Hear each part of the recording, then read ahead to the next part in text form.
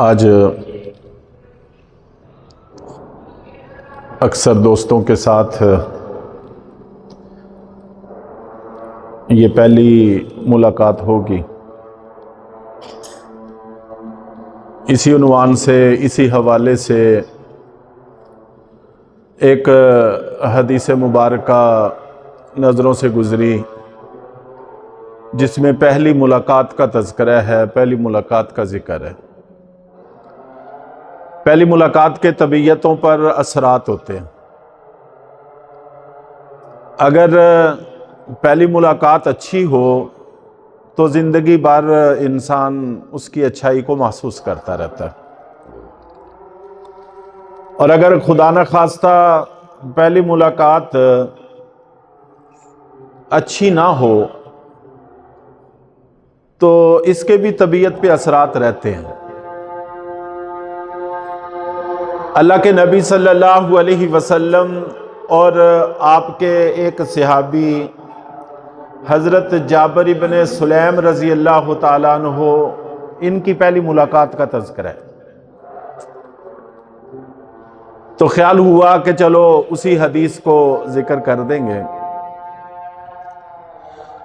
حضرت جابر رضی اللہ تعالیٰ عنہ کہتے ہیں کہ میں آیا اور میں نے دیکھا کہ ایک صاحب ہیں اور لوگ ان کے گرد جمع ہیں۔ اللہ کے نبی صلی اللہ علیہ وسلم کے گرد صحابہ کرام کا جمع کٹا رہا ہی کرتا تھا، تو بہت سارے لوگ ان کے گرد جمع ہیں، اپنے معاملات میں ان سے مشورہ لیتے ہیں، ان سے پوچھتے ہیں، رائے لیتے ہیں، پھر جو وہ ارشاد فرما دیتے ہیں اس پر مطمئن ہو جاتے ہیں، اس پر عمل کرتے ہیں، اس میں کمی زیادتی کا سوال ہی پیدا نہیں ہوتا۔ چنانچہ صحابہ کرام کی خصوصیت تھی کہ جب وہ سرکار دو عالم صلی اللہ علیہ وسلم سے کچھ سن لیتے تھے پھر اس میں کوئی کمی پیشی ہو جائے یہ ممکن نہیں تھا۔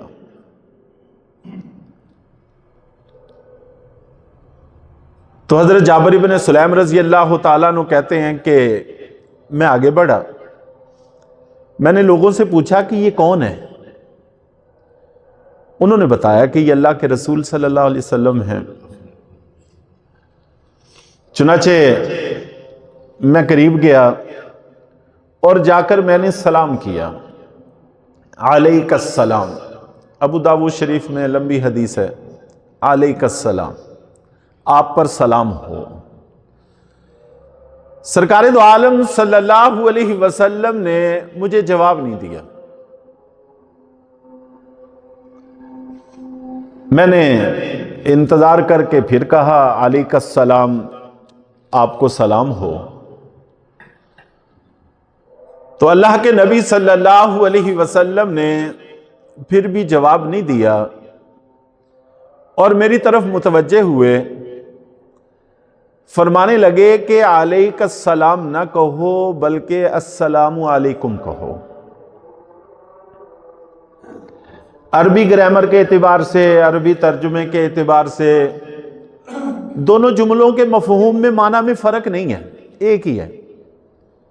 علیک السلام، آپ پر سلام ہو، یا السلام علیکم، سلام آپ پر ہو، دونوں کا معنی ایک ہے۔ اور ملاقات بھی پہلی ہے۔ ابھی حضرت جابر رضی اللہ تعالیٰ عنہ مسلمان بھی نہیں ہوئے، لیکن پھر بھی اللہ کے نبی صلی اللہ علیہ وسلم نے تنبیہ فرمائی کہ علیک السلام نہیں، اسلام میں سلام کا طریقہ السلام علیکم ہے، سلام پہلے، علیکم کا لفظ بعد میں۔ جب ہم جواب دیتے ہیں تو اس کے بالکل الٹ ہے، وعلیکم السلام، وہاں علیکم پہلے ہے اور سلام بعد میں ہے۔ اور آپ نبی پاک صلی اللہ علیہ وسلم نے فرمایا کہ علیک السلام ان لوگوں کے لیے ہے جو دنیا سے چلے جاتے ہیں، جو دنیا سے چلے جاتے ہیں ان کے اوپر ہم نے اگر کوئی سلامتی کی دعا کرنی ہے تو اس کا طریقہ علیک السلام کے ساتھ ہے۔ چنانچہ آپ نے پڑھا ہوگا، انبیاء کرام کا نام ہم لیتے ہیں، حضرت موسیٰ علیہ السلام، حضرت عیسیٰ علیہ السلام، اس میں علیہ کا لفظ پہلے ہوتا ہے اور سلام کا لفظ بعد میں ہوتا ہے۔ لیکن جب ہم زندہ لوگ ایک دوسرے سے سلام کرتے ہیں تو السلام علیکم، سلام کا لفظ پہلے ہے اور علیکم کا لفظ بعد میں۔ معنی میں فرق نہیں ہے، لیکن اسلام کا طریقہ ہے،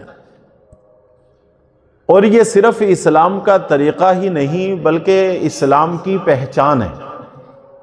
ہم دنیا کے کسی خطے میں چلے جائیں، آپس میں جان پہچان ہو نہ ہو، ایک دوسرے کی زبان سمجھیں نہ سمجھیں، جیسے ہی کوئی کہتا ہے السلام علیکم تو دل میں ایک اپنائیت محسوس ہوتی ہے، ہمیں لگتا ہے کہ یہ ہمارا مسلمان بھائی ہے، یہ ہمارا مسلمان بھائی ہے۔ اس سے ہمیں یہ بات معلوم ہوتی ہے کہ اسلام میں صرف معنی ہی مقصود نہیں ہے بلکہ الفاظ بھی مقصود ہیں۔ معنی کا تو خیال رکھا ہی جائے گا، لیکن الفاظ کا بھی خیال رکھنا ضروری ہے۔ عام طور پر کہہ دیتے ہیں جی بس دل ٹھیک ہونا چاہیے، ظاہر میں کیا رکھا ہے، نہیں، جیسے باطن ٹھیک ہونا ضروری ہے اسی طرح ظاہر کا ٹھیک ہونا بھی ضروری ہے۔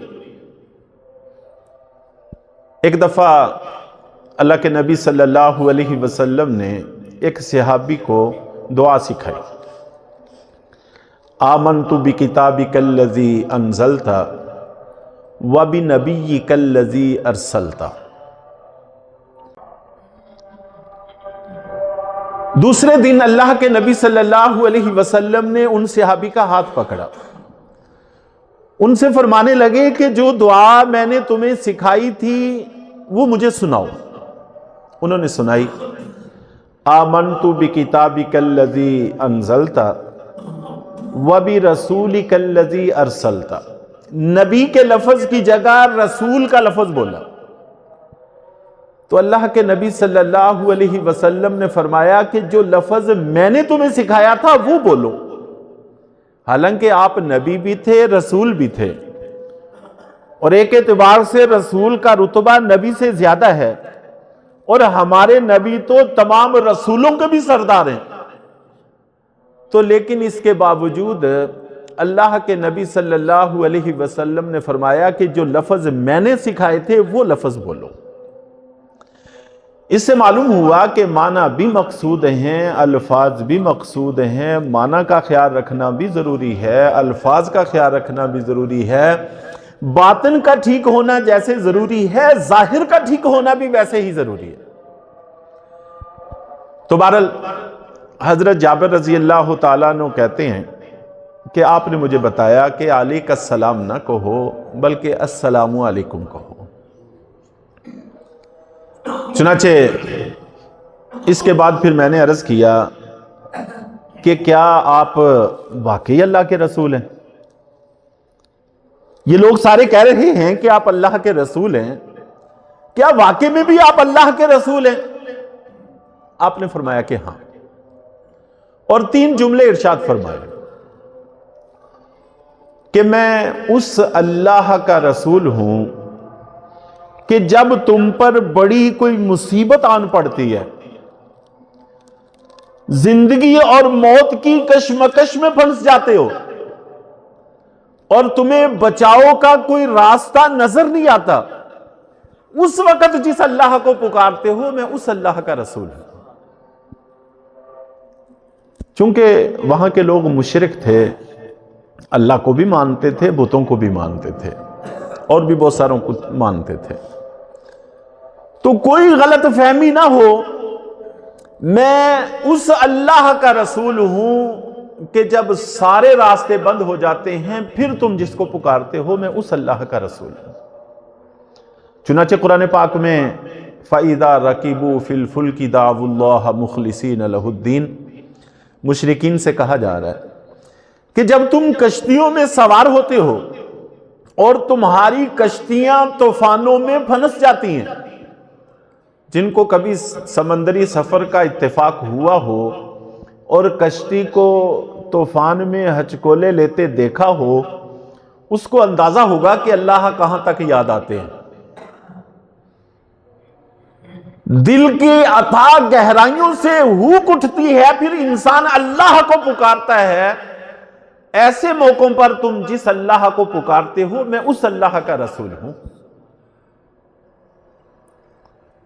اور فرمایا کہ جب تم پر قحط مسلط ہو جاتا ہے، بارشیں رک جاتی ہیں، کھانے کو کچھ نہیں ملتا، پینے کو کچھ نہیں ملتا، ہر طرف مایوسی ہی مایوسی پھیل جاتی ہے، پھر تم جس اللہ کو پکارتے ہو اور وہ اللہ قحط کو دور کر دیتا ہے، تمہاری ضرورتوں کی کفالت کرتا ہے، میں اس اللہ کا رسول ہوں۔ اور فرمایا کہ جس وقت تم صحراؤں میں سفر کرتے ہو، صحراؤں میں جن کو کبھی سفر کا اتفاق ہوا ہو ان کو اندازہ ہوگا، دور دور تک زندگی کا کوئی نام و نشان نہیں ہوتا، منتہا نظر تک۔ تو آدمی سفر کر رہا ہو، کہیں کہیں کوئی درخت نظر آ جاتا تھا، اس کے نیچے چند منٹ بیٹھ کے سانس بحال کرتے تھے، تو بیٹھے، اتفاق سے اس کی اونٹنی گم ہو جائے، سامان بھی ساتھ ہی لے کر کہیں چلی جائے، اور پھر آدمی دیکھتا ہے منتہا نظر تک کچھ نہیں ہے، تو وہ زندگی سے مایوس ہو جاتا ہے، اور موت کے انتظار میں بیٹھ کر جس اللہ کو پکارتا ہے اور پھر وہ اللہ اس کی اونٹنی بھی واپس لوٹا دیتا ہے، اس کا سامان بھی واپس لوٹا دیتا ہے، میں اس اللہ کا رسول ہوں۔ تو کلمہ پڑھا، حضرت جابر رضی اللہ تعالیٰ عنہ نے، مسلمان ہو گئے، اور پھر عرض کیا کہ اے اللہ کے رسول، مجھے کوئی نصیحت کریں۔ تو سرکار دو عالم صلی اللہ علیہ وسلم نے 5 نصیحتیں فرمائی۔ اصل میرا موضوع وہ 5 نصیحتیں ہی ہیں۔ آپ نے فرمایا کہ کبھی کسی کو گالی نہ دینا، کبھی کسی کو گالی نہ دینا، زبان سے کسی کے بارے میں کبھی ایسا لفظ نہ نکالنا جو گالی کے زمرہ میں آتا ہو، برائی کے زمرہ میں آتا ہو، ایسا لفظ تمہاری زبان سے نہ نکلنے پائے۔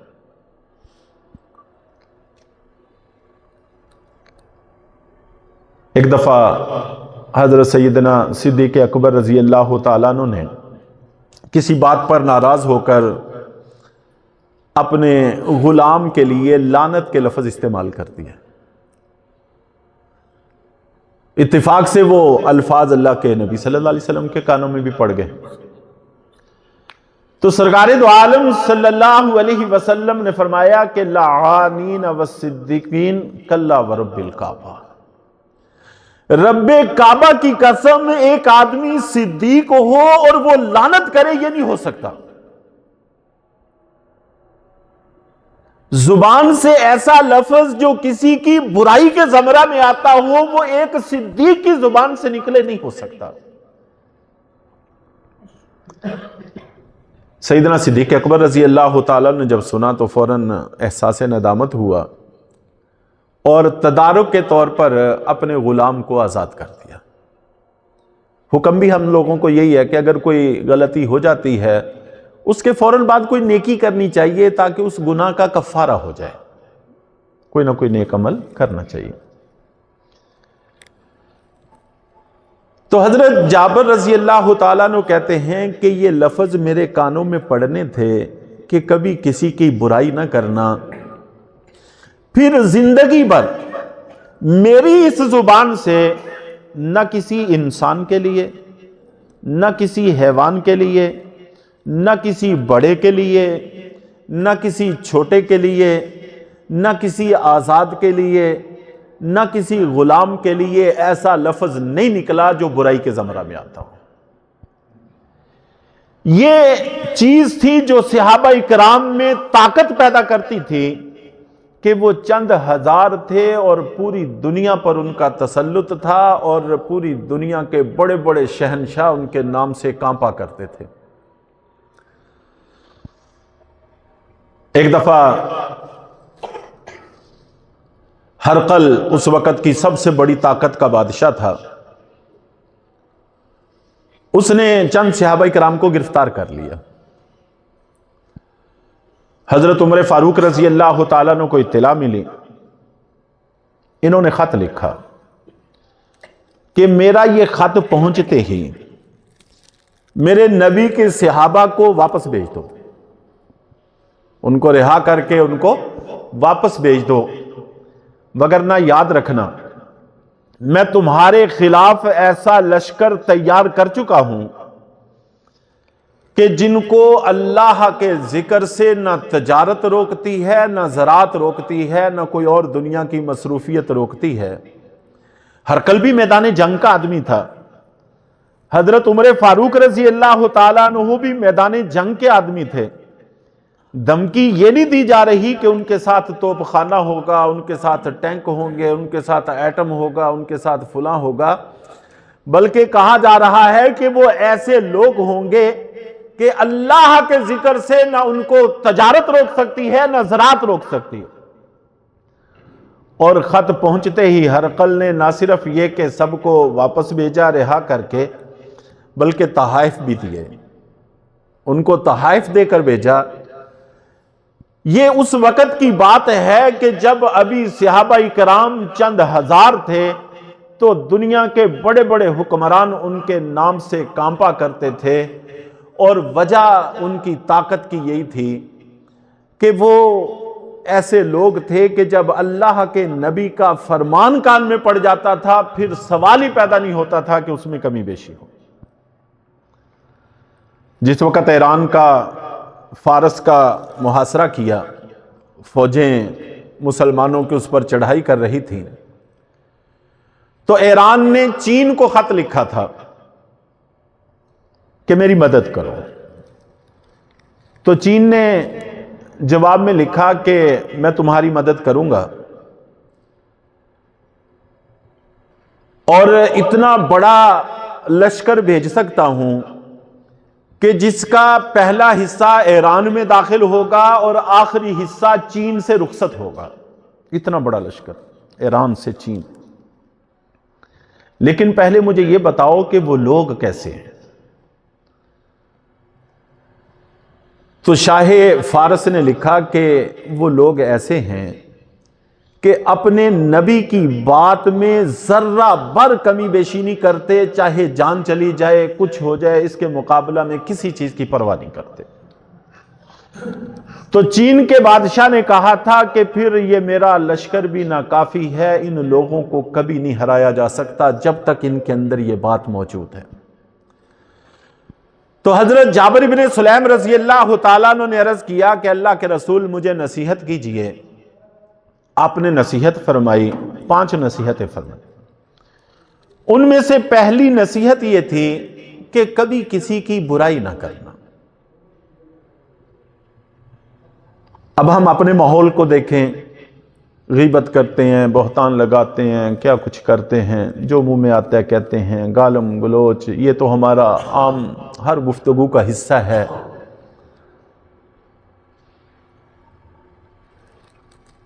اللہ کے نبی صلی اللہ علیہ وسلم نے ایک نئے مسلمان ہونے والے شخص کو جو سب سے پہلی نصیحت کی وہ یہ تھی کہ کبھی کسی کی برائی نہ کرنا۔ اس کی اہمیت کا اندازہ اس بات سے لگایا جا سکتا ہے کہ در حقیقت جب ہم کسی کی برائی کرتے ہیں تو ہمارے دل دماغ میں شیطان کی طرف سے ایک خیال آتا ہے کہ ہم اس سے بہتر ہیں، بس یہی زہر قاتل ہے جو ہماری ہلاکت کا باعث اور سبب بنتا ہے۔ کون بہتر ہے اور کون بہتر نہیں ہے، اس کا فیصلہ تو خاتمے پر ہوگا۔ جس کا خاتمہ اچھا ہو گیا سبحان اللہ، وہ سب سے بہتر ہے۔ اگر خدا نہ خواستہ خاتمہ خراب ہو گیا تو پھر ساری اچھائیاں کسی کھاتے میں نہیں آئیں گی، اور جب تک خاتمہ ہو نہیں سکتا ہم فیصلہ کیسے کر سکتے ہیں؟ ہو سکتا ہے کہ جس کو ہم برا کہہ رہے ہیں اللہ اس کو ایسا خاتمہ عطا کر دیں کہ بڑے بڑے صلحاء اس پر رشک کر کے رہ جائیں، اور ہم جو خود کو دوسرے سے بہتر سمجھتے ہیں اللہ نہ کرے خاتمہ ایسے ہو کہ برے سے برے لوگ بھی ہم سے نفرت کریں۔ یہ تکبر، یہ غرور، یہ ہماری تباہی کا باعث بنتا ہے۔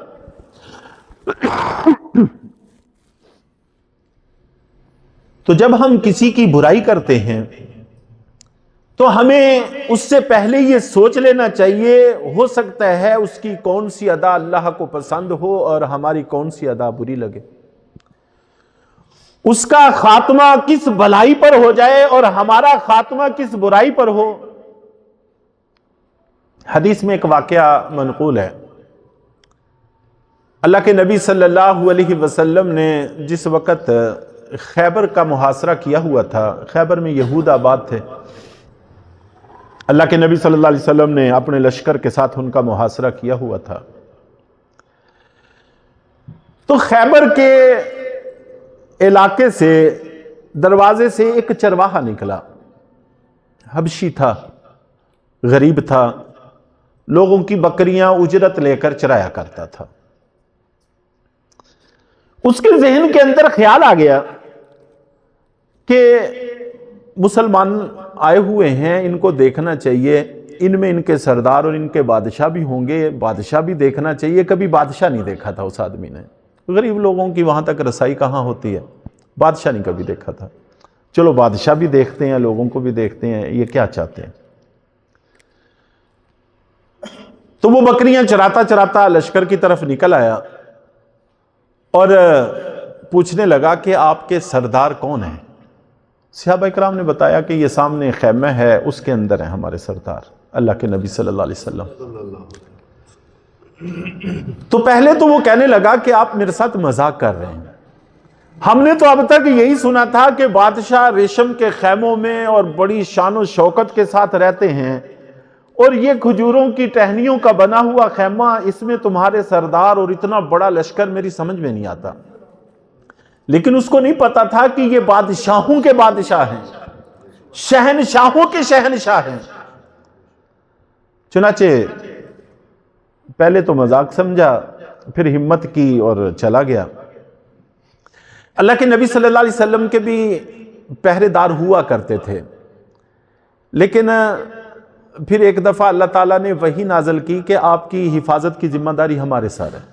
ویسے تو ہر کسی کی حفاظت اللہ ہی کرتے ہیں، تو باقاعدہ اللہ نے ذمہ داری لے لی تھی، تو پھر دربان اٹھا دیے تھے، پھر کوئی پیرا نہیں لگا کرتا تھا۔ تو اب بھی یہاں کوئی پیرا نہیں تھا۔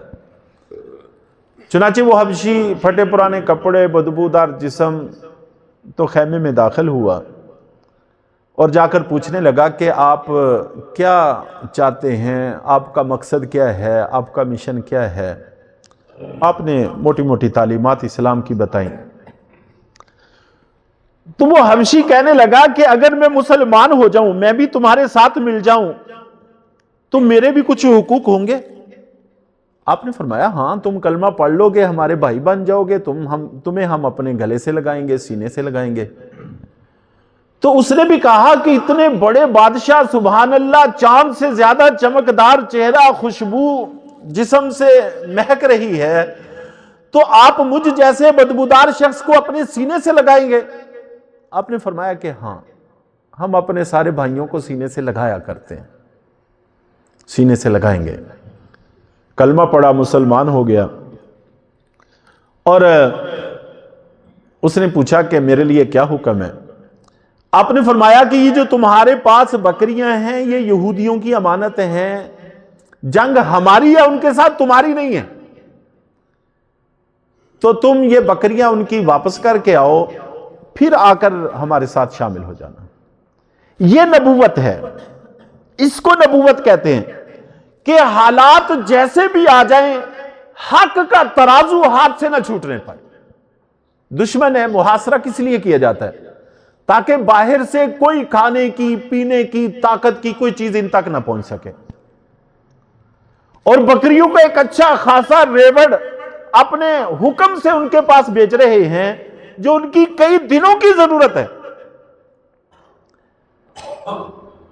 تو بہرحال اسی معیار پر اللہ کے نبی صلی اللہ علیہ وسلم اپنی امت کو چھوڑ کر گئے تھے.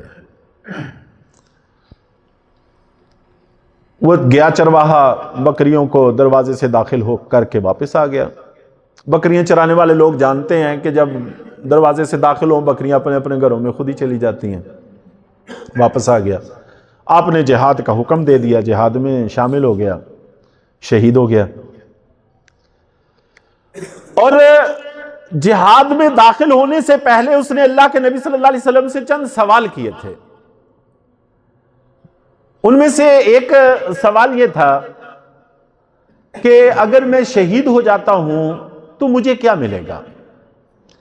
آپ نے فرمایا کہ اللہ تمہارے جسم کی بدبو کو خوشبو سے بدل دیں گے، تمہارے بدن کی سیاہی کو سفیدی سے بدل دیں گے، اور تمہیں جنت الفردوس میں مقام عطا کریں گے. چنانچہ وہ شہید ہو گیا.